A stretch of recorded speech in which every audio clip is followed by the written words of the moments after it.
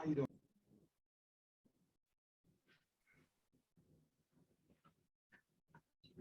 Okay, well, thank you so much to everyone who has come today and for the panelists who are joining us. My name is Sydney Yates, and I am a grad student in the History Department, as well as a member of the Symposium Planning Committee. I would like to welcome you all to this afternoon's panel on the topic of resistance.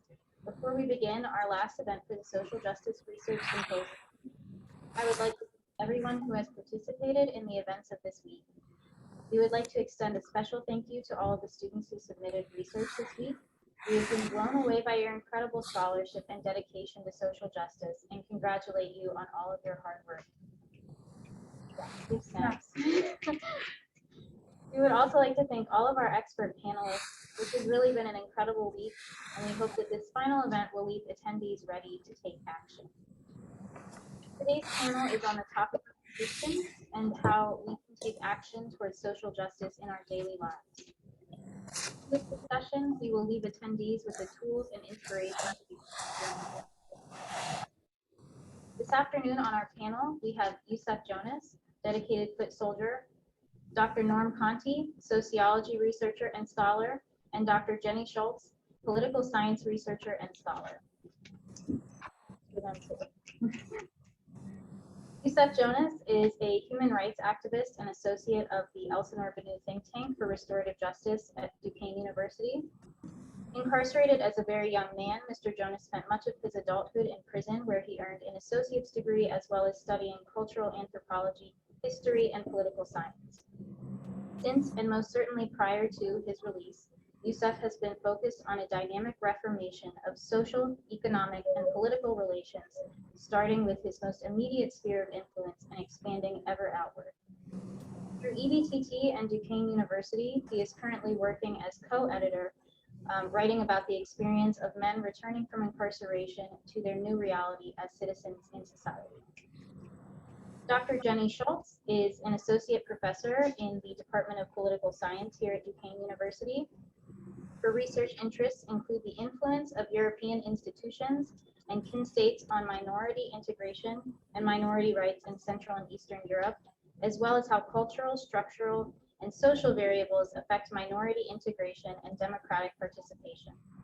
Her book, Strategic Frames, Europe, Russia, and Minority Inclusion in Estonia and Latvia, focuses on the comparative influence of European institutions and Russia on the development of minority policies in Estonia and Latvia after they regained their independence in 1991. She is working on a new comparative book project on the challenges of refugee resettlement during times of crisis. Dr. Schulze's scholarly articles have appeared in journals such as Problems of Post-Communism, Nationalities, Papers, Eurasian Geography and Economics, Polity, the Journal for Ethnic and Minority Issues in Europe, and Studies of Transition States and Societies. She is also the director of the Center for Migration, Displacement, and Community Studies at Duquesne University, and she teaches both comparative politics and international relations courses. Dr. Norm Conti is a professor of sociology and the coordinator of Duquesne Social Justice Association. Along with 6 men serving life sentences at the State Correctional Institution in Pittsburgh, Dr. Conti founded the Elsinore-Bennu Think Tank for Restorative Justice, also known as the EBTT. Together, they developed Police Training Inside Out, a criminal justice course that brings police recruits together to study as classmates with incarcerated men. After the prison closed, the EBTT was reestablished on campus at Duquesne University as a weekly conference of community activists, returning citizens, artists, political leaders, and police officers. Dr. Conti has served as a fellow in Duquesne Center for Community Engaged Teaching and Research, and is a longtime member of the National Steering Committee for the Inside Out Prison Exchange Program. And we probably missed a lot of other things about Dr. Conti in that bio, but that just gives you a little bit about him. So I think we're going to go ahead and get started. And to get us going on this conversation, Dr. Schulze, I was wondering if you would mind telling us a little bit about the challenges we are seeing today with liberal democracies from a political science perspective. Sure. And just to start things off too, I just want to say thanks so much for the really nice invitation to be here with all of you today. I've been looking so forward to this panel. I'm so excited for our discussion. So thank you so much. So I guess the first thing that I would like to say about this is that when we're categorizing states as liberal democracies, what we're generally talking about is democracies that meet two separate criteria. So first of all, that they have free, fair, competitive, and regular elections. And secondly, that these countries are protecting the civil rights and political liberties of their people. Freedom House, which is a nonprofit organization that tracks the state of liberal democracy around the globe over time, has noted that for the past 15 years, democratic losses have been outpacing democratic gains globally. So in some countries, that means that this democratic backsliding has led to the downgrading of a country from being considered a free state or a liberal democracy to a hybrid regime that is considered only partly free. So examples here would include, backsliding that's happened under Viktor Orban's regime in Hungary, and the backsliding that's happened, under Prime Minister Modi in India, for example. So I mentioned those two cases because they're pretty important when we think about democratic recession on a global scale. So Hungary emerged from the collapse of the communist bloc as a democratic frontrunner in Eastern Europe. So the erosion of rule of law and freedom of the press that we see happening in Hungary has raised really serious issues concerning democratic credentials that are required of EU member states. India is also obviously significant because it's the world's most populous democracy. Now, the democratic position of the United States has also declined substantially.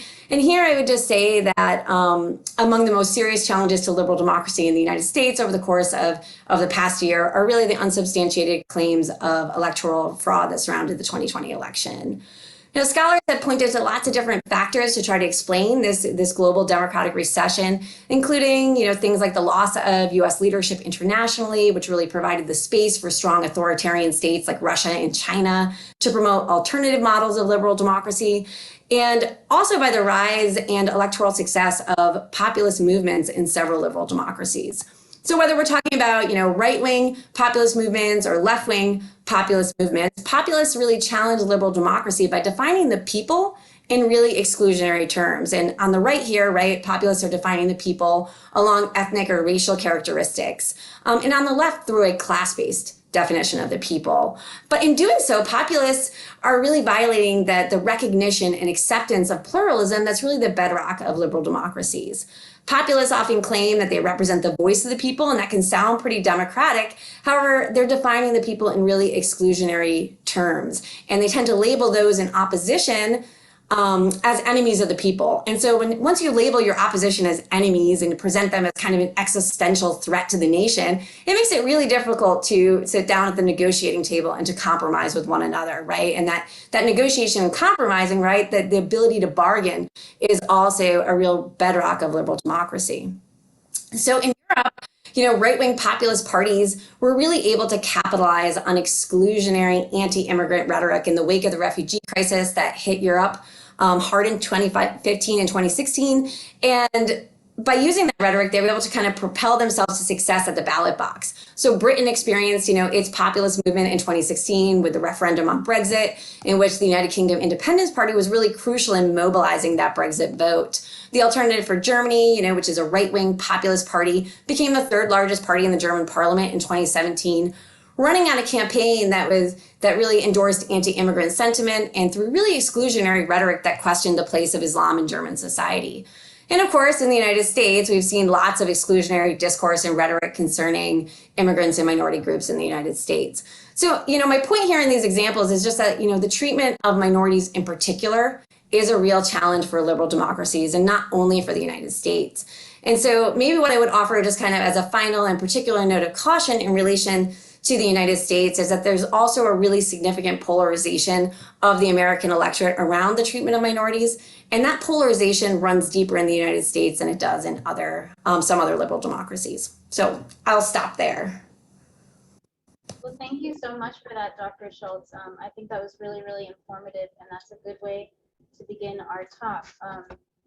Dr. Schulze, I have another question for you to get started, looking into resistance. So I am wondering, as an academic researcher and scholar, what does resistance mean to you?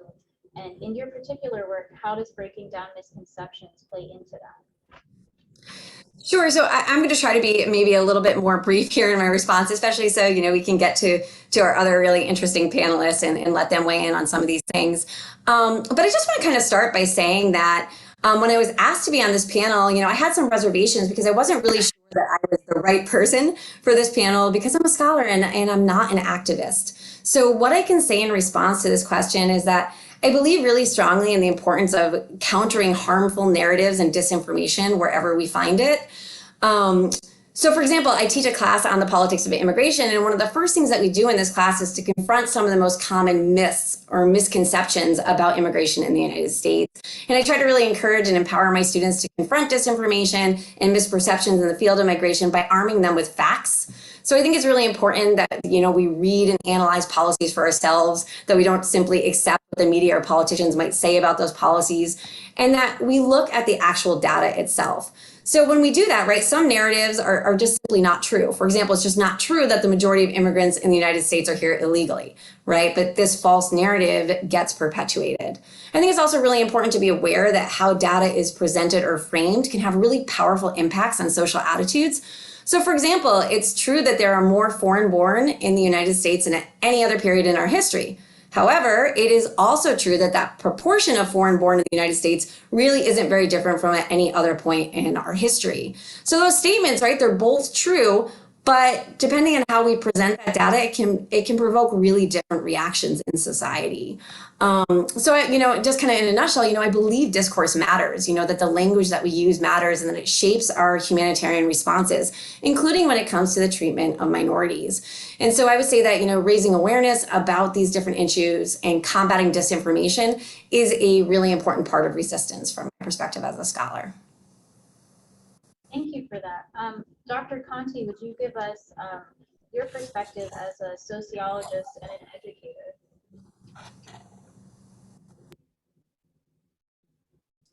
Well, as a sociologist and an educator, I'd say even if I didn't define myself as an activist, I would be. All teaching is activism, and maybe all scholarship in terms of what's going on in our world right now is some form of activism, right? In the bigger picture, as a sociologist, for me, the best and most important stuff about sociology is it's what happens at the intersection of history and biography, right? Understanding that on the one hand, it's not all about you, but on the other hand, it is all about you because you're experiencing it, right? So each and every individual is going through that, and we're trying to sort it out, and we try to understand a better way, right? And Yusef, my good friend and my spiritual advisor, one of my favorite pieces of wisdom I get from him is, if I don't see you as another me, then I don't know if there's much hope or much of a chance, or until we get to that place. Maybe I stepped on his line and he was going to say that later. I apologize. But I've been stealing from him since I met him. So for me, it's infuriating, right? There's a lot of infuriating stuff in our society, and there's a lot of infuriating stuff within me, right? Which is within me that was absorbed and internalized from my childhood socialization up in here in midlife, right? So I'm trying to struggle against, make peace with everything that's inside me and inside of my work tends to focus on this country, or this city, or whatever. Probably the smaller the better. Maybe I started my house, but maybe I can find a way to reconcile the best and the worst of myself with the best and the worst of all of you in this world, and maybe we'll get somewhere. Yusef, as a dedicated foot soldier, I am wondering, what does resistance mean to you?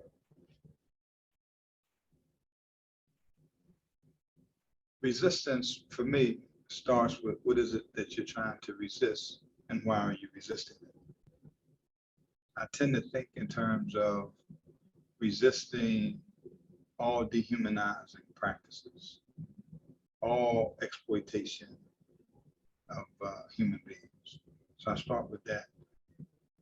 I frame it from there, but I contextualize it with history. And as I listen to both doctors speak, the thing for me that is important to focus on is that we exist on a continuum. And if you just study who we are as far back as we have written history, or even some of the oral histories that were captured and reduced to writing, a lot of the things that we're talking about, we have repeated over and over again, the abuses. And for the most part, most of the definitions of who we are, how we got to be in the circumstances that we find ourselves, are decisions that were made by men. These were decisions where men were in struggles with other men over resources and over power. And for me, to put it in its proper perspective, you need to take a look at those struggles, go back and see the people that are participating in those struggles, and identify the common threads, and then come forward to today and look across Europe, like Doc said, and see how liberal democracies have been losing ground. And when you take a look at each particular set of circumstances, there is a they in there that are responsible for the social discourse. And the social discourse takes place in a larger set of primarily economic circumstances. So when you talk about the immigrants going into Europe as an example, they're coming out of a set of circumstances that was predicated upon colonialism. So disturbing the social political order that existed in those areas again, that men had created, killing each other. Going in there and disturbing that balance, like disturbing the ecosystem, creates this flow of humanity running from home into places that they conceive as safe havens. And Europe presents itself like that. So they run up in there. As they run up in there, who are the people that are in opposition? The people that are in opposition are people who have defined that dynamic as a sum-zero game. These people come in here and they're going to dislodge us from whatever comforts that we've been able to eke in our class struggle with the people who control our society and those of us who are basically being exploited at the bottom. And so now we resist them coming in and taking our place. And that leads to where the misinformation can have maximum benefit. So now, coming back to your question. Historically, situate any set of circumstances, any nation, any ethnicity, any current conflict. And then from there, begin to define who are you in relationship to that, and what is your role in resistance? How do I participate in resisting? How do I do it on a macro level? How do I do it on a micro level? Now, I don't want to monopolize the time. I'm sure you have a few more questions. You might want to ask me something to drill down a little bit more specific. Now I can do personal, but I would prefer not to do that. I have no problem doing it, but in terms of being able to address people who are not situated the way I was situated, how would they look at being able to resist some of the things that's in their lives that they recognize are either oppressive, exploitive, or just detrimental to who we are once we identify each other as human beings? Well, I think you actually got to my next question, which is to all of the panelists, but how do we, what can we do both structurally and individually to resist? And how do you see your roles in that?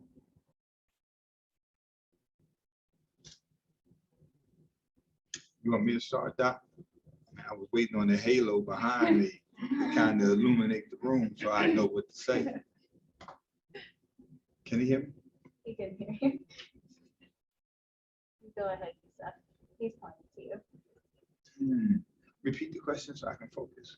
What can we do both structurally and individually to resist? The most fundamental thing that you can do is identify, is to remove all the I'll say constructs and preconceived notions when you see me. Remove them from consideration. Don't let them obstruct the fact that in all truth, I am really you. I am you, whether I'm in Arabia, whether I'm in Germany, whether I'm in Iceland, whether I'm in America. I'm really am you.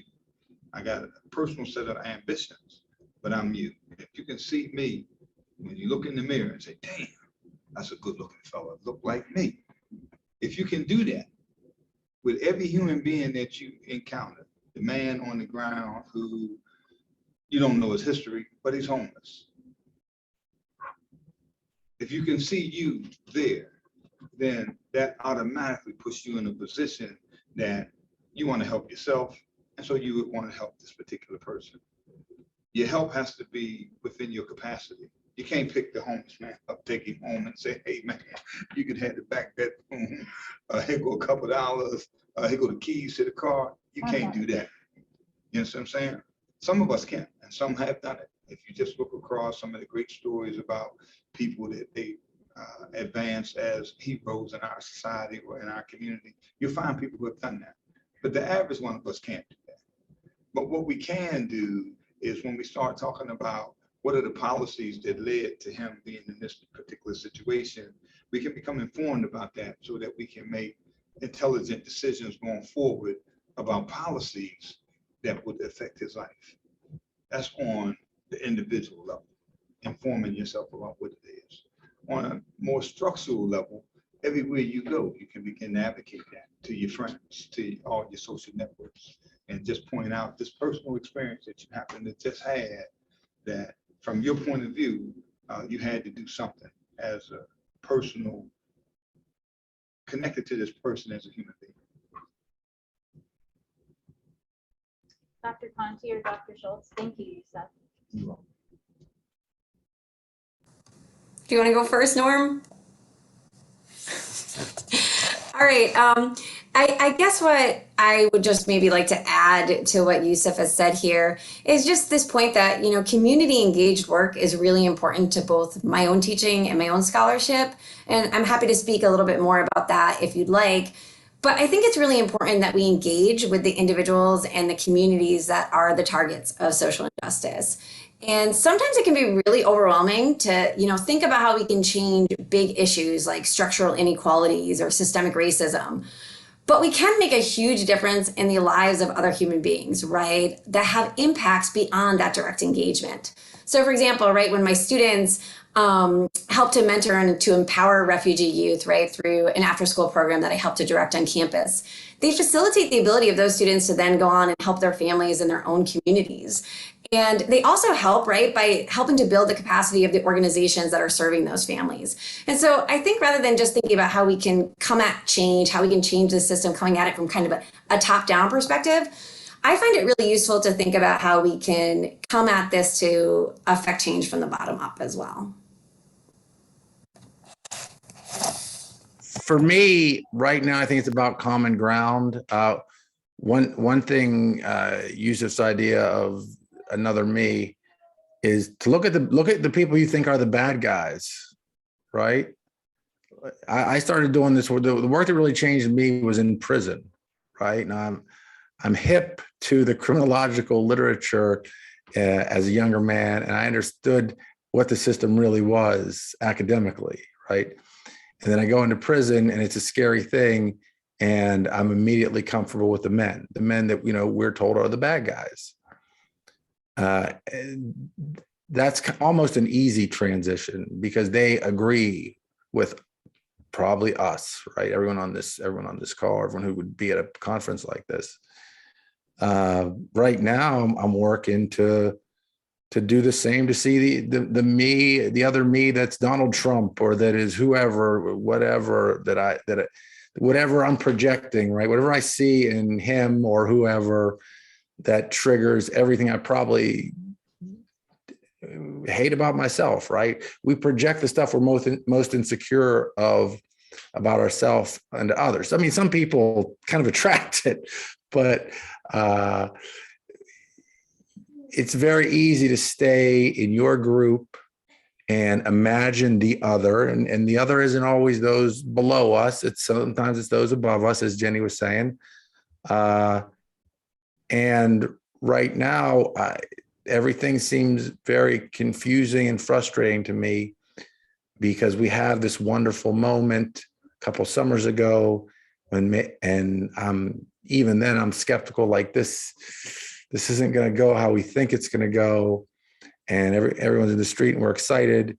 And then the next thing you know, they're trying to take Frederick Douglass or whoever out of the high schools, right?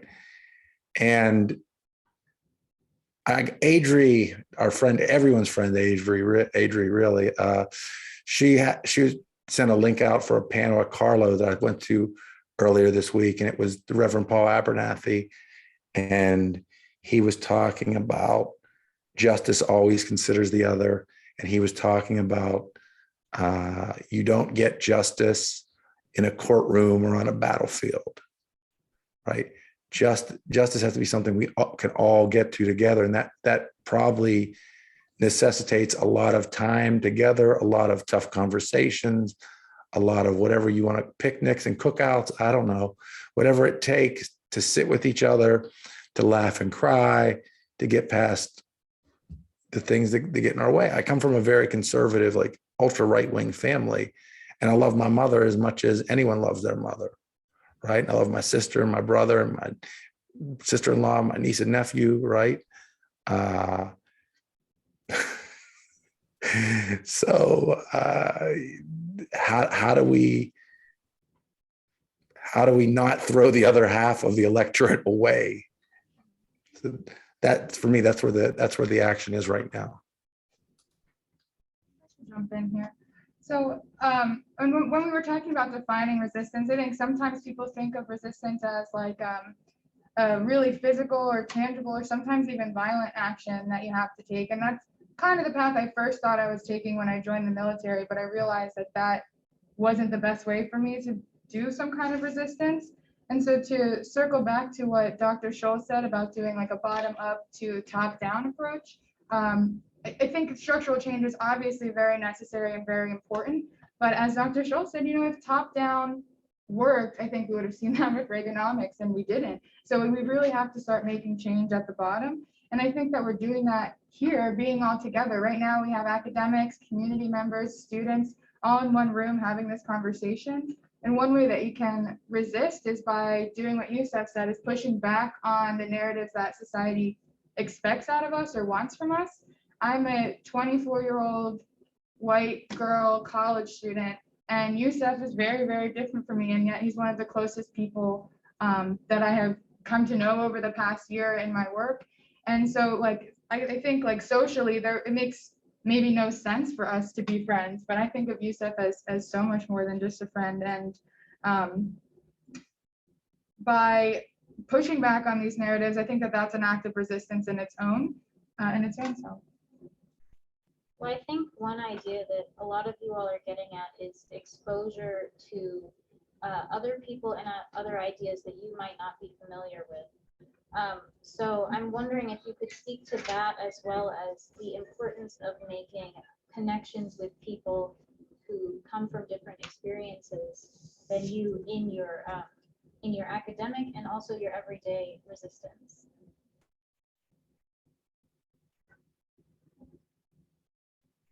They looking at me? Yeah. I start with self-definition.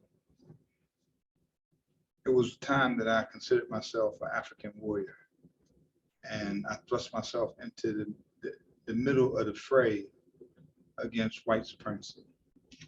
I didn't fully understand white supremacy, and I modeled the concept of self-definition upon concepts that I was studying when I was participating in Afrocentristic education. upon reflection, after I was able to identify where white folks came from. Now, white folks started probably about 17th century.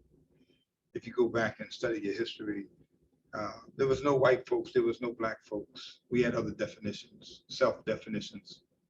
And white folks became the definition thing when men leaving Europe began to experience the rest of the world. And one of the things that they found, based on their own personal history, bear in mind, these men spent 1,000 years on the continent of Europe killing each other. And they had developed excellent martial skills. And so when they went to the rest of the world, a lot of communities, they didn't have them type of conflicts. They had conflicts and they did murders and killing and all that, but it wasn't with the same level of intensity, frequency. And so therefore, culturally, they had moved in a different direction. So when Columbus comes to America, one of the things he says is, gee, with a handful of men, I could make these people do anything I want. He had already recognized that these people, the way that they had evolved, was completely away from combat. Then I looked at what it meant for it to be African-centric, something that is a reaction to white supremacy. The people in Africa didn't run around here claiming they was Afrocentric and had all these black this, black that, and another.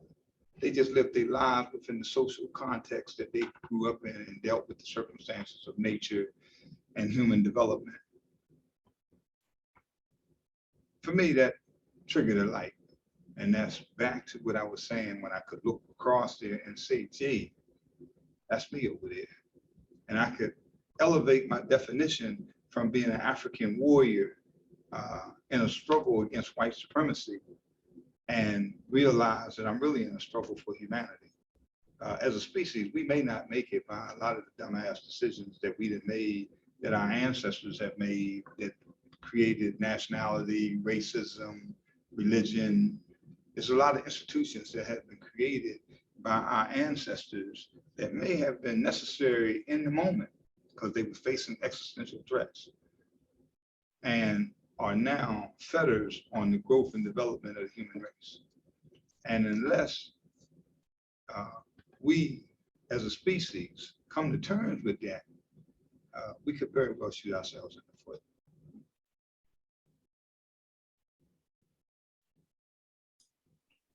What was the question again? The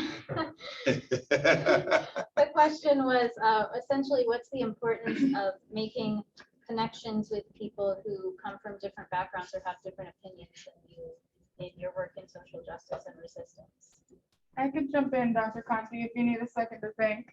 Sounds like you want to go. Go ahead. Well, last night, Dr. Conti, Yusef was there too. We went to the Heal America event, which was by Leon Ford was there, who is a Pittsburgh community member and survivor of police violence, who is now paralyzed from the waist down. He has a really inspiring story. And one of the people that he sat on stage with last night used to be in the KKK. And yet when he sat on stage with him, not only was it courageous to be on stage with him, but he also kept referring to him as not only a friend, but as his brother, someone who he was incredibly close with. And they just kept talking about how meaningful connection really makes meaningful change. And it's easier to write these people off, and as Dr. Conti said, throw away the other half of the electorate. But what is that doing for our society? And what is that doing for us as a whole if we're not allowing people to have this growth? And we're not allowing people to become better, because then what we're really saying is stay racist forever or stay in the KKK forever. And that's not to absolve them of any responsibility for what they may have done. But now this same man who used to be a member of the KKK and a veteran, and was very upfront also with Islamophobia, homophobia that he struggled with, he's now dedicated with Leon on this Heal America tour, going out and telling people of his story, dedicating himself to try and help other people get out of the situation he was in. And he told his story about how he became radicalized into that movement. And what he came from was heartbreaking too. Not that that pathway was a good pathway, but if we don't have compassion, empathy, and understanding for other people, we're ultimately hurting our own societies and communities, because then we're just never going to allow those people the space to grow.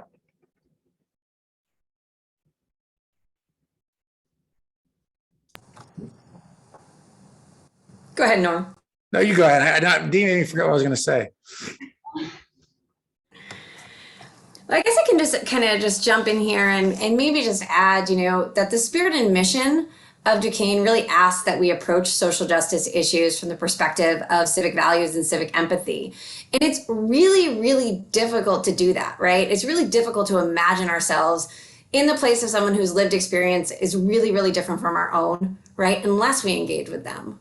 So, watching, the interactions that my students have with the high school refugee students at the after school club, those authentic relationships that they build, right? It really shapes their views of immigration and refugee policy in really fundamental ways. And there's a ton of scholarship that supports this, right? That supports this idea that contact and social interaction are really, really important for, overcoming exclusionary or intolerant attitudes.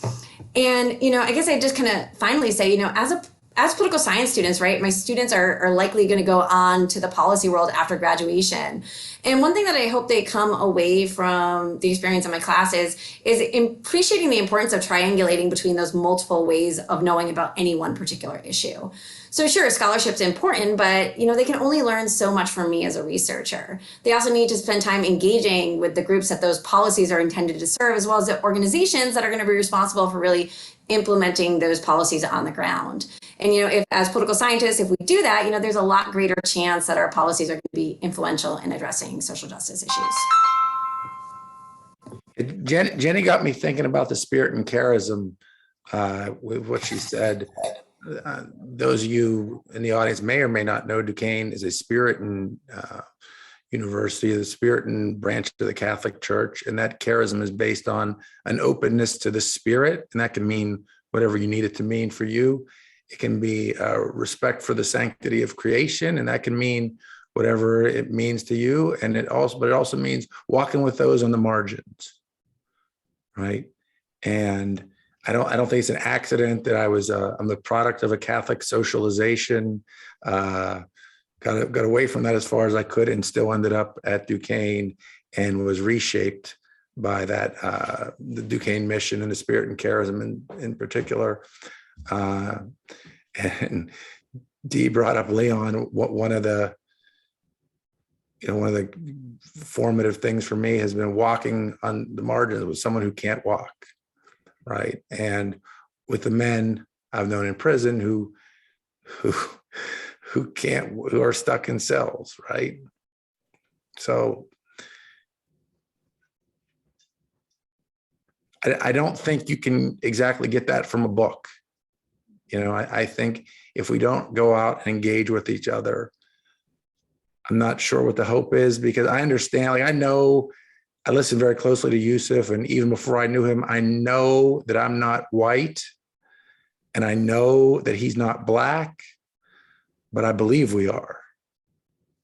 You know what I mean? And I know that evil, that idea, that whatever is very much a part of who I am, and I have to wrestle with that. So what point I was trying to make before is as I'm trying to work to make this world better for my children so that they can live differently. Adri's cracking me up in the chat. She's doing it on purpose. I just want everyone, you believe, you know how she is. As I'm trying to make this world better for my kids and my grandkids. And I'm sorry. I have this coming. I do it to her all the time. I'm also fighting to make myself better. Someone needs to kick her out of the chat. And I know Yusef wants to say something. I just wanted to add one more comment, is that when we have this authentic contact and these authentic exchanges with people, especially people that are different than us, it also starts to break down that us versus them mindset that we touched on in the beginning, and allows us to begin to see ourselves in other people, as you were saying, Yusef. And I know you had something to add, so.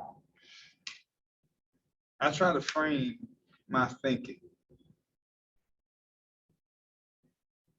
What would our species be like if every life was operating at its optimal capability?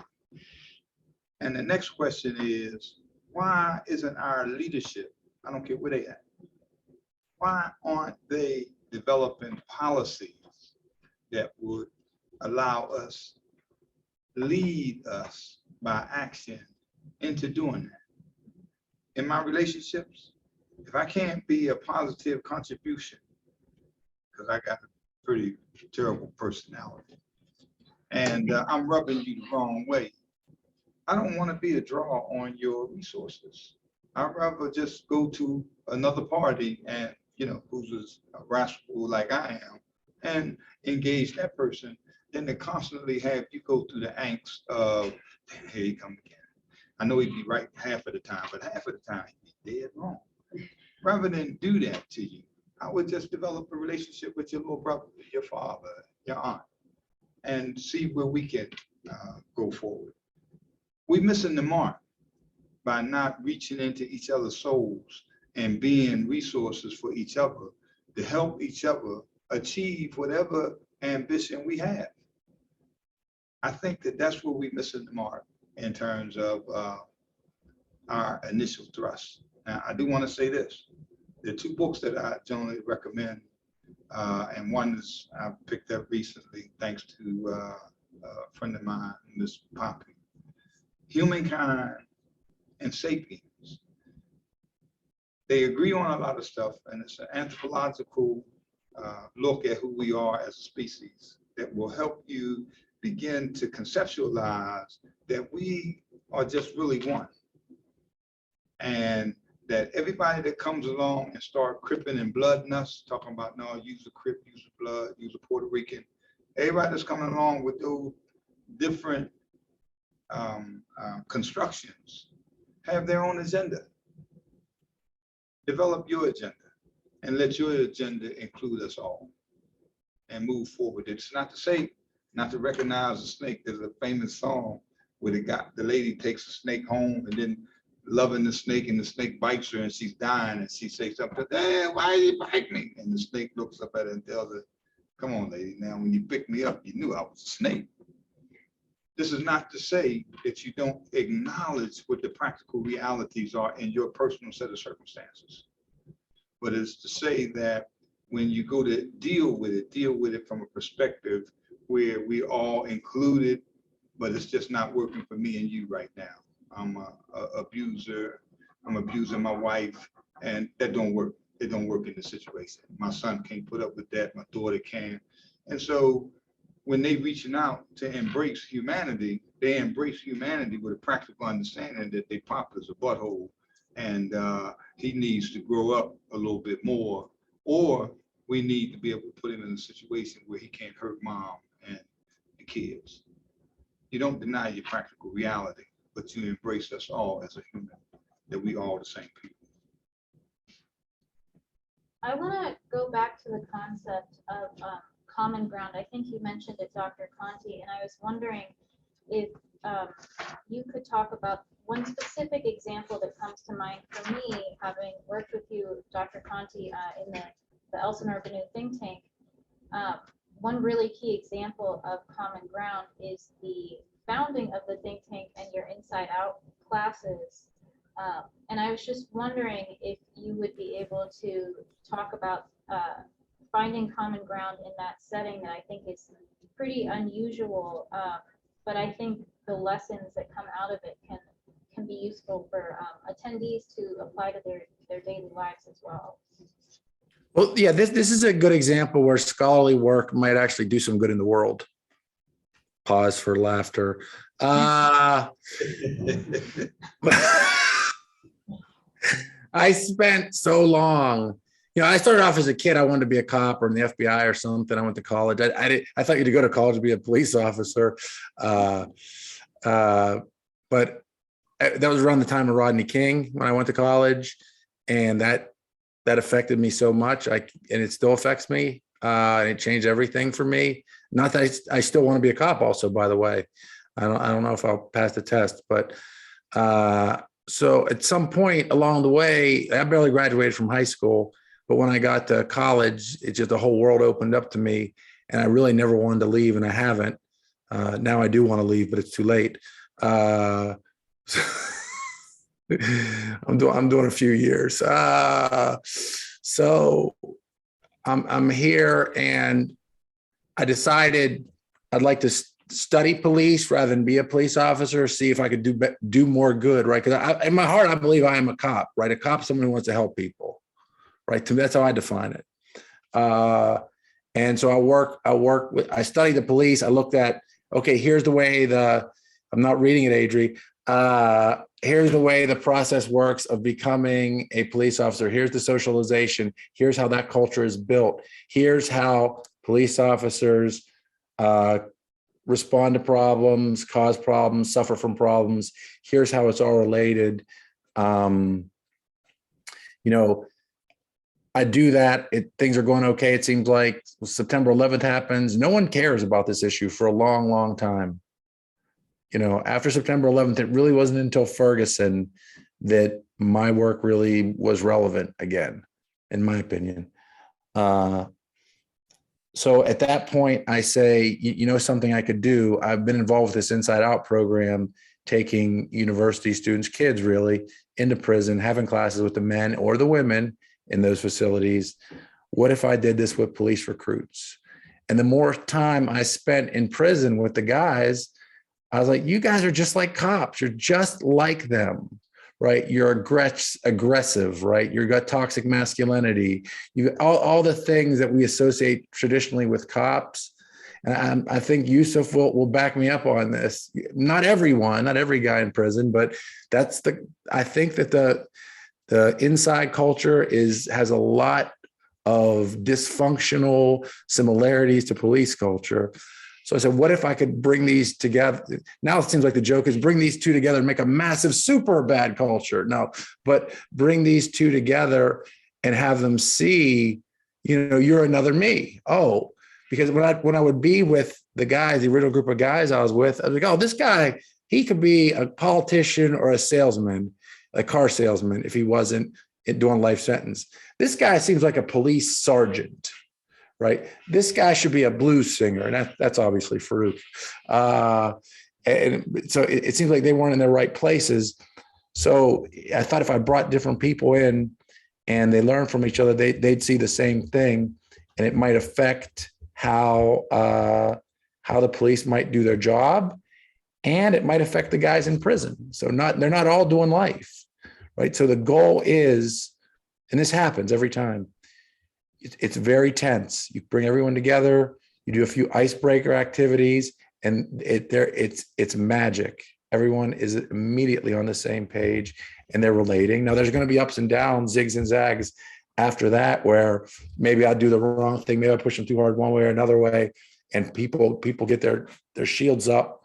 But for me, it feels like it really changes things.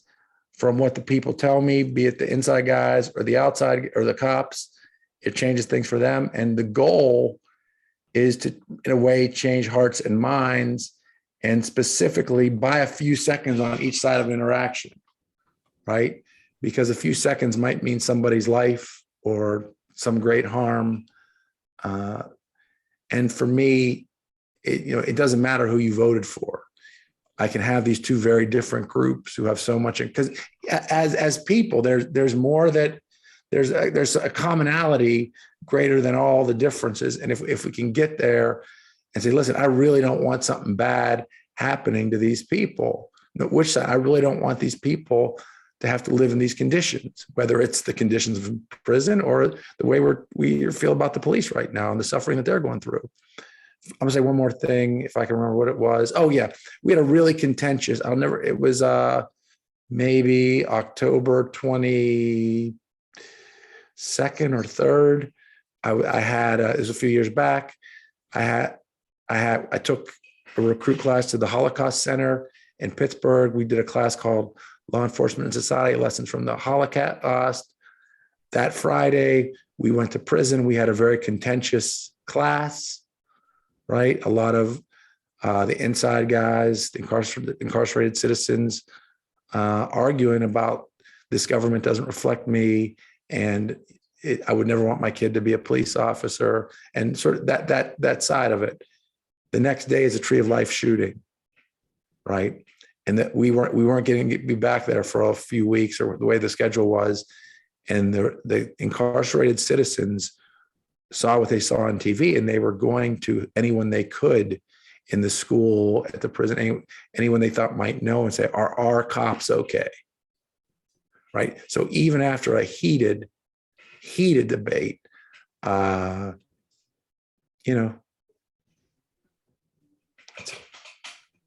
Authentic connection. Yusef, D, or Dr. Schulze, do you have anything to add to that? All of us are policemen. Just think of the big brother that got to take up for his little sister when she's being bullied. As a concrete example of the need to protect. All of us have been in that situation. Policing is institutionalized. It has a point of origin. Its point of origin is through class conflict. You go back and look and see how the police was formed. Look at who was deciding that we needed to form police. Look at who they was forming police to protect against. Another good book to take a look at, Iron Fist, Velvet Glove. It details these struggles. For example, early on during the Industrial Revolution, we had large warehouses. The power structure would hire Italians to police Irish neighborhoods, Irish to police Jewish neighborhoods, whites to police Black neighborhoods. They understood that the class nature of the community would always support each other in points of conflict. So for me, the police is analyzed as a historical institution, and I have personal relationships with a lot of people who are police officers. My sister is a police officer. So I understand the personal connection, and I just called the police out on the class conflict. And there's a song came out of West Virginia struggles where the woman, the people that were organizing, these are the people that put us in the middle class. I want you to understand that. Who were organizing for a 40-hour work week, fair wage for fair work. And the people who were the owners was in warfare with these people, killing them. And this woman looked out the window and saw some of her neighbors coming to kill her husband. And she coined the song, "Whose Side Are You On?" If you just check on any of the labor struggles, you'll find this song is prominent. And if you listen to a lot of the advocates who are out in the street trying to do the groundswell of America belongs to all people and not just the elite, you'll hear that song. The thing that's prominent in my thinking is that I don't support tyranny under no circumstances. So when I know for a fact that a company is participating in attacks on democracy, say, if you pay attention, you'll see that we're being divided in terms of whose side are you on. And when you hear a lot of the fluff that's going on that you think is right wing, it's not. It's organized corporate activity, financing little guys like me come to me and say, hey, I see you struggling. You can either take this $25,000 and run over here and help me while I go to New York and get this dope. I pay you to be my shotgun. Or you can take this money that I got over here for you over here, and you can be the blacks that support Trump. This is the funding of the money that's going on across these different struggles. So when you see a lot of noise in some places, you need to go back and find out who are these people, who are they representing, who benefits from this activity. And when you can answer those kind of questions, become a little bit clear whose side are you on.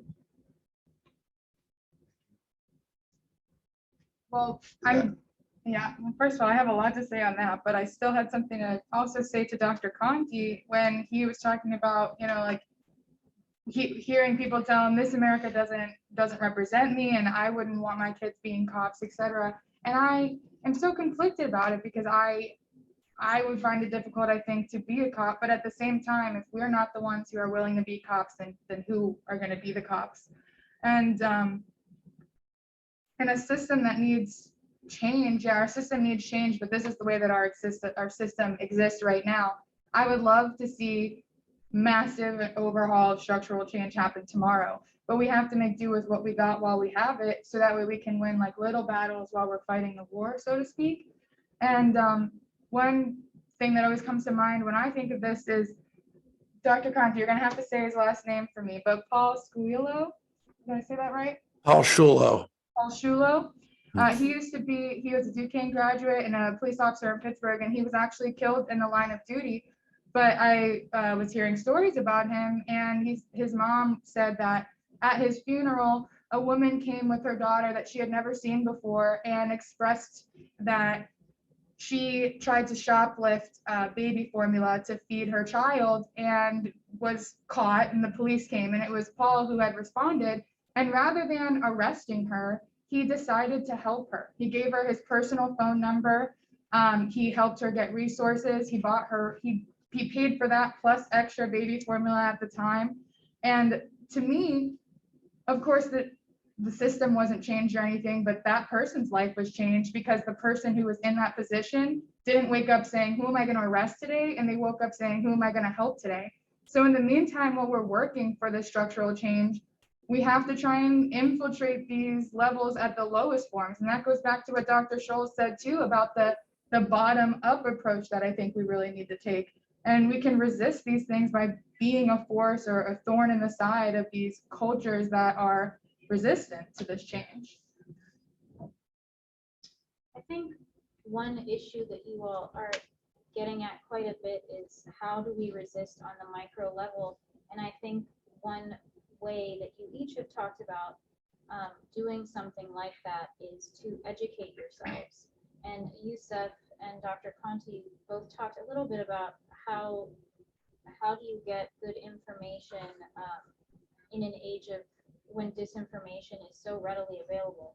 And so I was wondering if each of you could talk about your own research methods and what research methods can people utilize to best inform themselves on topics related to social and activism.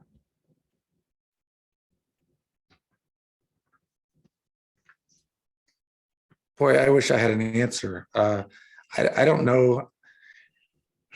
In general, I don't know good information. I mean, en masse, there's stuff I believe in, right? And I don't even know if I'd want to give anyone a specific recommendation. I'd say stay away from the Fox News and the MSNBC. I'd say stay away from cable news in general, right? I'd say listen to National Public Radio, get in the libraries, get in the bookstores, talk to your professors, talk to Yusef, talk to Dee, see what they're doing. And as Yusef always says, don't take my word for it. Do the background research. Make sure it's true for you. Sorry. I would say as a practical application, I think that everyone should take a really concerted effort to do their own research, to check their sources, and to make sure that they're not just taking, reading headlines, or really going beyond that to really find the substance of what it is, and maybe looking at a few different articles and then checking to see for inconsistencies between there and go on like an investigation for the truth. But as a practical matter, I think that it's very fair to say that most people won't do that. And not because they don't even want to, but because they don't have the time, the resources, the energy, whatever it might be. So in those cases, maybe don't turn to, like Dr. Conti said, cable news per se, but somebody that you trust, that you know is going to be doing that work. I haven't fact checked everything that Dr. Schulze has said tonight, but I trust her and I know that she has, and I know that she has put the work in to make sure that that information was accurate. So at a bare minimum and on a practical level, again, I cannot overstate how much I think we should do our own research, but if you're not going to do that, find consistent sources of people that you can trust who you know is in fact doing that research and isn't going to lie to you, I guess, about it. Yeah, I mean, maybe I'll just jump in here for a minute and I would just echo everything that everyone said. And I talked about this a little bit earlier, right? Look at the policies yourself, read them in the original, right? Don't just listen to what other people say they say, right? Whether it's the media or whether it's politicians, right? You can read those things for yourself. You can take a look at the data for yourself, right? Reading multiple sources, right, is really important, right? Don't live in your own echo chamber, right? Because if we're going to find common ground, it's really important that we understand how other people are thinking about these different issues. And so maybe this kind of dovetails with thinking just a little bit about, what kind of data sources we can use, to inform ourselves, what kind of, research methods we use as, social scientists as we explore these different issues. And so I've been doing, the most work on social justice issues lately in the fields of migration and displacement. And so I guess I would just say that the field of migration studies can be super quantitative. And that can be really useful for understanding kind of broad trends over time. But I think we need to be really careful that we don't lose sight of the fact that those numbers represent real human beings with real lived experiences. And so, we need ethnographic research. We need to hear the stories and the narratives of others because that makes the challenges and the social injustices that they're facing so much more relatable. And those really rich, qualitative methodologies, I think they're really important, right? Because they also help us to adjudicate between competing causal explanations that may be out there in the field. So for example, right, we often assume that, economic motives might be primary for explaining human flows of people. But the decision on where they relocate, right, that can be driven by a whole bunch of different explanations from family reunification, right, to the pull of social networks. And we can only find those sorts of things out by talking to people. I would just caution, once you get past the point of puberty in your life, you're responsible for yourself. And every idea that you incorporate into a self-narrative, you need to vet. If you take my narrative and allow me to define that part of your life and you live it, you could end up like me, an African warrior fighting on the battlefield that you don't really even understand. So as not to be misguided like that, and to be fully appreciative of the fact that if you go wrong, you can take the consequences. It's a terrible thing to have to suffer consequences when someone else made a decision for you and you went along with it just to go along with the go along. That's a terrible, terrible suffering will occur as a result. I speak from personal experience in that regard. But I say in terms of information is coming from everywhere. And you need to identify sources that you find credible because you're not gonna have time to do the kind of work that the doctors back here do or the kind of work that I do. You just ain't gonna have that time. Life is happening to you and you're trying to navigate it in a lot of crisis situations, a lot of pressures. So you need to do that. But when you get ready to make a major decision based on what I see, you got to go back and vet that. You can't jump out there on a leap of faith and say, dang, well, Yusef just broke me off this little piece of information and I'm gonna go ahead and take $10,000 right now and run down here and get this stock because I just know Yusef put me on something that's gonna get me over the hump. And then you be chasing me down the street talking about, man, what was wrong with you? What you tell me all crazy stuff for? Invest in dog food and you know full well everybody getting rid of their pets. You can't live with that. So get your source of information that can help you generally. The because you're busy. But every time you get ready to make major decisions about your life, vet that information, and I don't care who told it to you. I just want to add one more thing. Sorry, Sydney, before we move on. It's just always, always, always be open to new data and information also. Things are always changing. We're always learning more. Since we're talking about books, right now I'm reading Why We're Polarized by Ezra Klein. And in there he has a lot of data that's talking about, and this might be surprising, but the people who are more in tune and do the more research are less likely to change their opinion or be open to new ways of thinking because they think that they have done so much effort and so much work and so much research that there's no possible way that they could be wrong or that view is not the right view. And that's not to say that the research they're doing is not important. It is. I just wanted to put a caution out there that we need to always be learning and growing and not become complacent or think that we have finally found the final answer.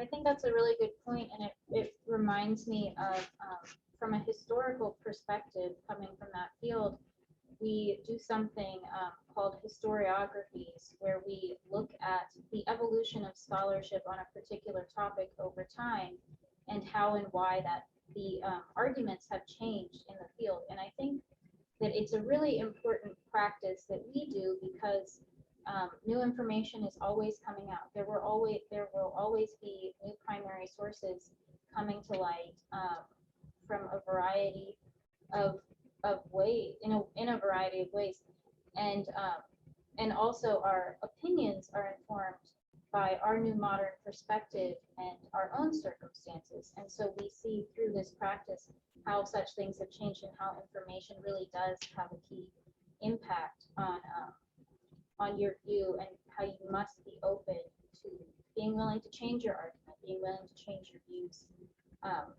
on a variety of topics. Can I segue right behind that? Yeah. The point that I'm hearing and that I understand is that life and knowledge is not stagnant. Life continues and the knowledge about life continues. And my only caution is that you have to have intellectual integrity, because what we do is we get emotionally invested, and our emotional investment will trump our intellect unless we have practice, unless we recognize. And what I say to myself is simply this, just confronting when I realized that it was a fabrication that I was an African warrior. I had to disembark, deconstruct this whole emotional investment in this particular identity. And that takes personal courage. But I start with just one thing, and one thing only. Do not lie to yourself.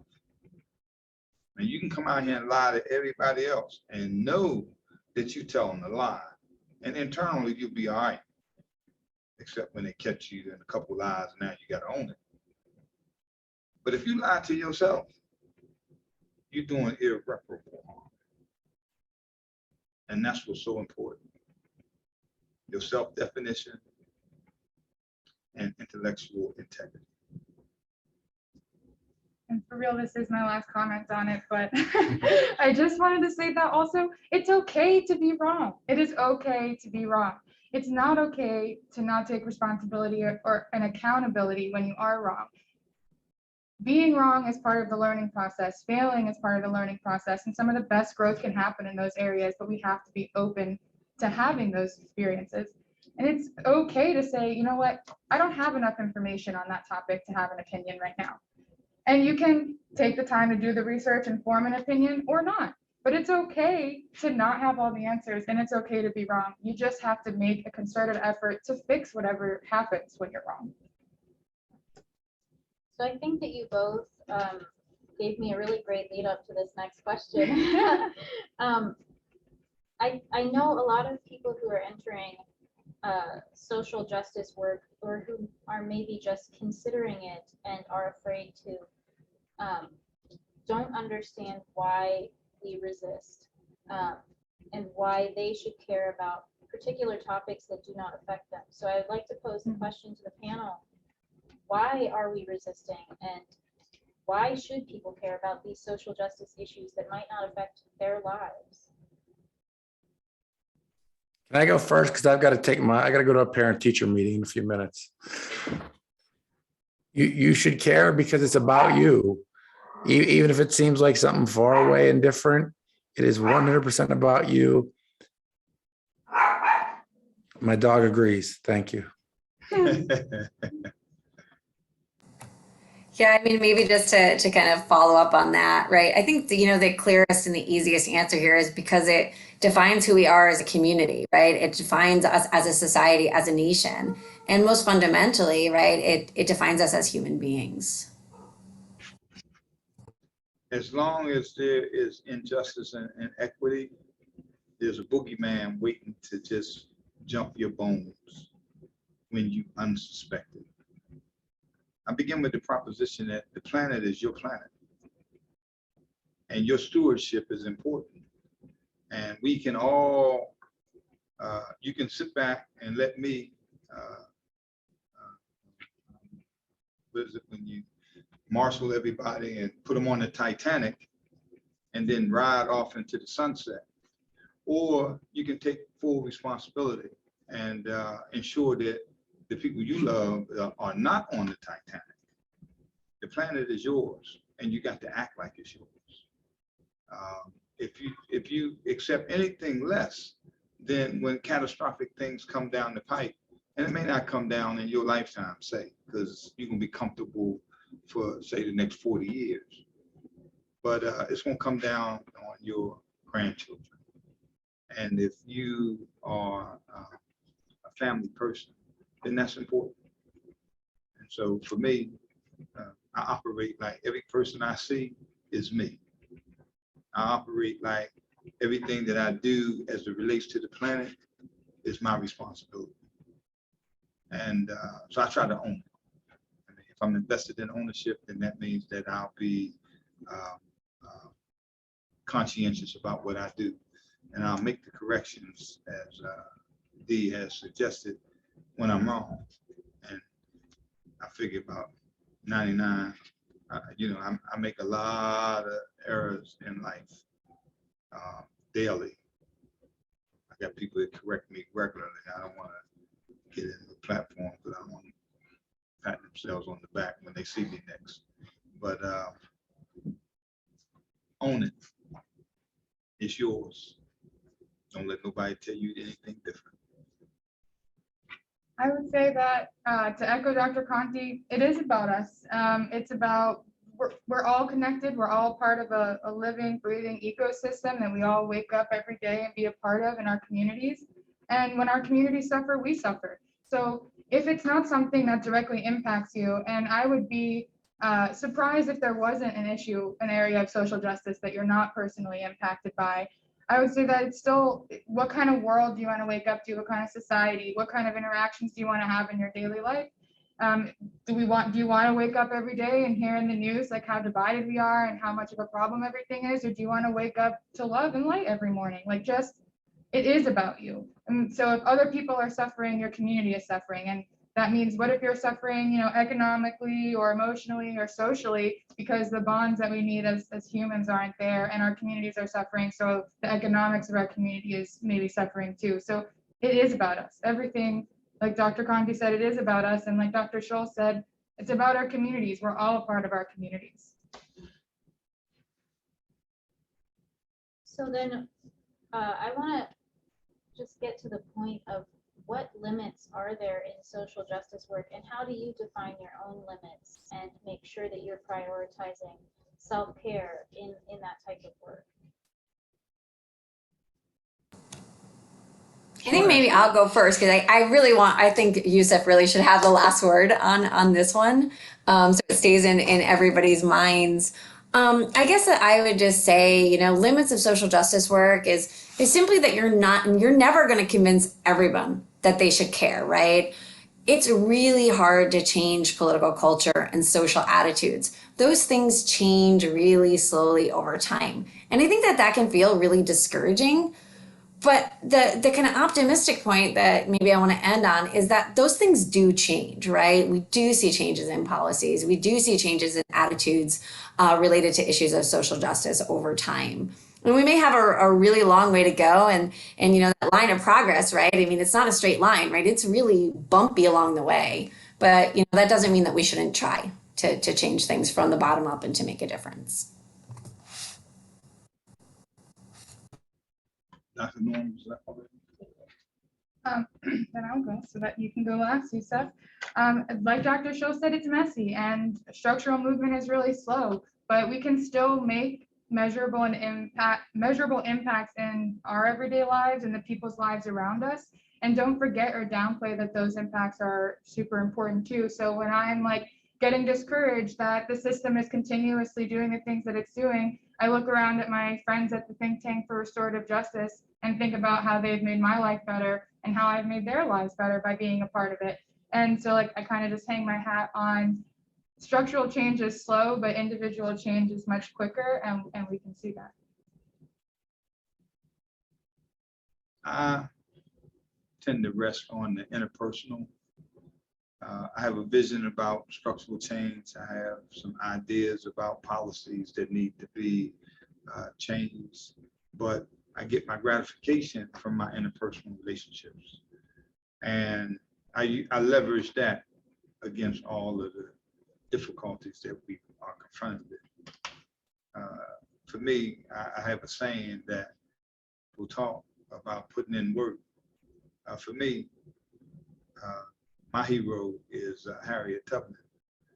And when people think that I'm over capacity in the things that I'm doing, all I respond with is, what would Harriet Tubman do?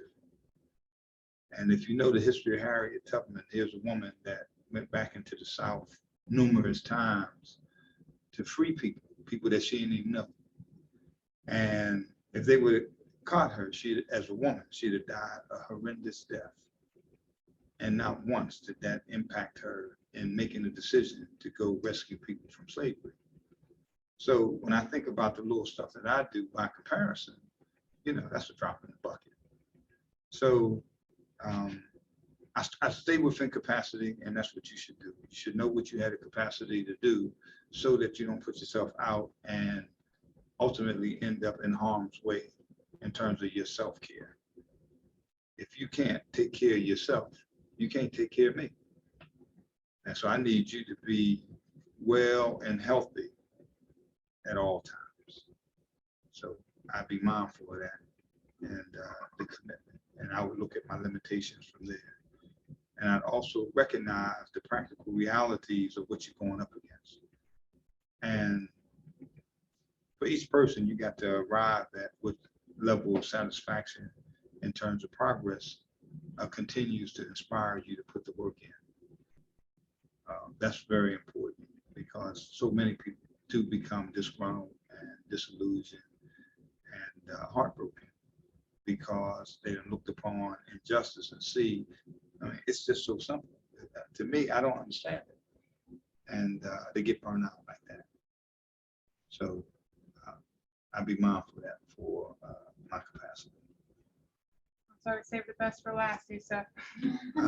Don't believe them. I bet that.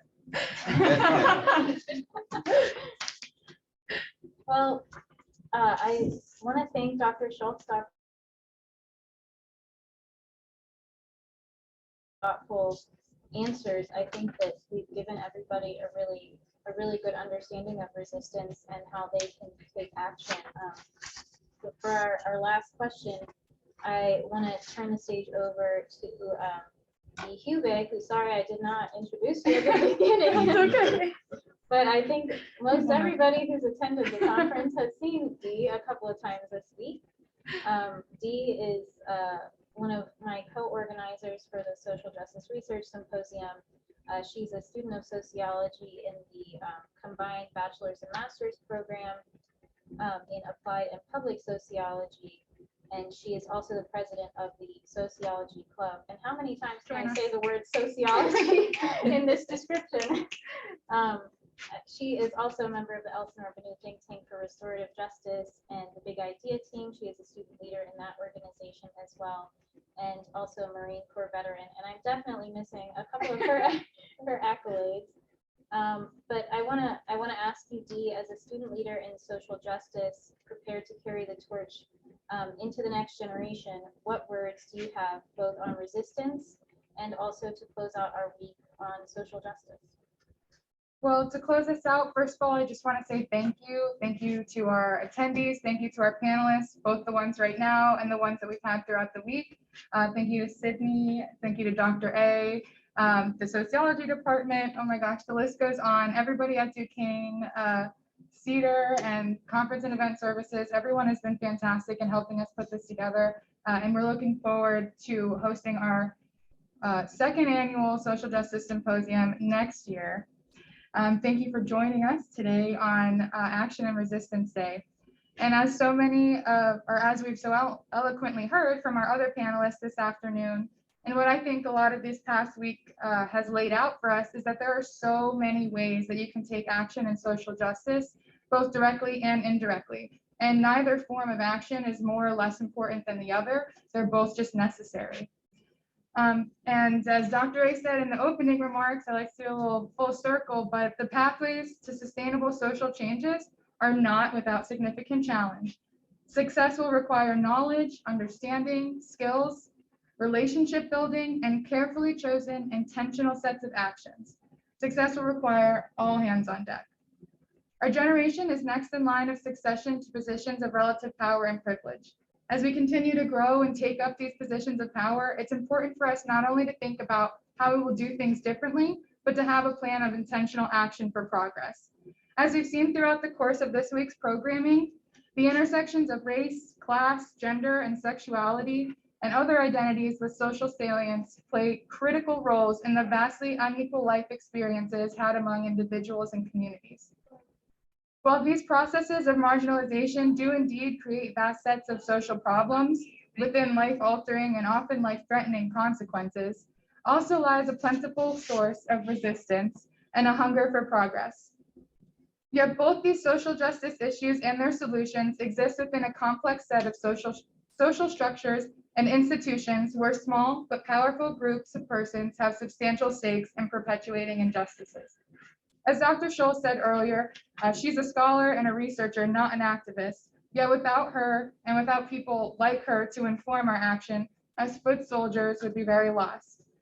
Regardless of what route you choose to take, it's important that we acquire advisors and mentors along the way that will both support us and help us grow. As Yusef said earlier, we should all look to be agents of each other's success. Whether you have academic, community, personal, or some other kind of mentor, or all of the above, ensure that you have trusted advisors that you can go to for guidance and who will be there for you in times of challenge. They are there to support us and help us grow and improve, provide invaluable advice, and also point us to campus and community organizations that can help us make a change. That will allow us to foster social justice passion and pathways towards intentional action. No matter what, informed action is always the best action. Thank you so much for joining us this week. Thank you again to our panelists. I just want to say thank you for attending the first Social Justice Research Symposium, and I hope that you guys have a wonderful rest of your Friday and weekend. Thanks, Sydney. You did. Very nice.